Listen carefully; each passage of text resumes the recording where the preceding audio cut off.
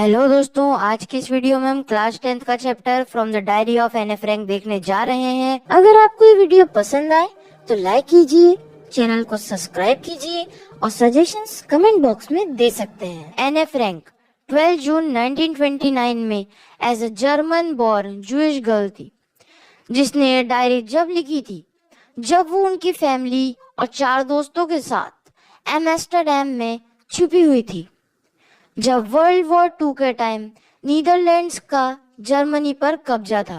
एने ने एक डायरी लिखना शुरू की जब उसके फादर ने उसे उसके 13th बर्थडे पर एक डायरी एज अ गिफ्ट दी। एने फ्रैंक को लगता है कि डायरी में लिखना उसके लिए एक अजीब एक्सपीरियंस है, क्योंकि उसने पहले कभी कुछ भी नहीं लिखा था। एने का सोचना था कि एक 13 साल की छोटी बच्ची की बातों में कौन इंटरेस्टेड होगा, लेकिन ऐसा बिल्कुल भी नहीं था। और एने ने अपनी फैमिली का डायरी में एक ब्रीफ इंट्रोडक्शन दिया ताकि हम उसकी फैमिली, रिलेटिव्स और उसकी एज का ओवरव्यू पता कर सकें। एने का मानना था कि लोगों की कंपैरिजन में पेपर में ज्यादा पेशेंस है। उसके 30 फ्रेंड्स थे, लेकिन उसका एक भी सच्चा दोस्त नहीं था जिसका वो विश्वास कर सके।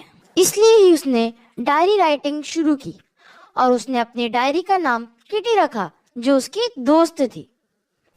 उसके बाद एने और उसकी फैमिली अपने सीक्रेट एनेक्स में शिफ्ट हो गए, जहां पर सामने ऑफिस था, स्टोर रूम था और पीछे की तरफ एक सीक्रेट एनेक्स बना हुआ था और उसका एंट्रेंस एक बुक केस के पीछे से था और वो कुछ इस तरह से पार्टीशन किया गया था।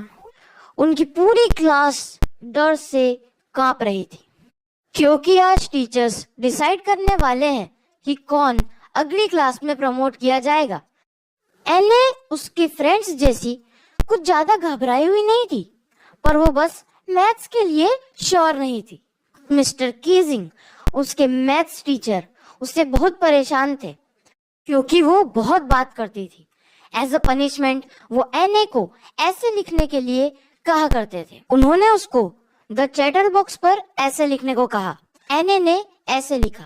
उसने उसमें आर्ग्यू किया। वो इस चीज में मदद नहीं कर सकती, लेकिन वो इस हेरिडिटरी ट्रेट को कंट्रोल करने का वादा करती है। इसके बाद एने में कोई सुधार न देखने के कारण उन्होंने उसे एक और ऐसे लिखने के लिए दिया, the incorrigible chatter box. 3rd lesson के दौरान उन्होंने quack quack quack said mistress chatter box पर ऐसे लिखने को बोला। पूरी क्लास और एने हंसने लगी। उसकी फ्रेंड्स से हेल्प लेकर उसने 3 डकलिंग्स के बारे में एक पोयम लिखी और उसने उसमें लिखा कि ज्यादा क्वैक क्वैक करने की वजह से उन डकलिंग्स को उनके फादर ने मार डाला।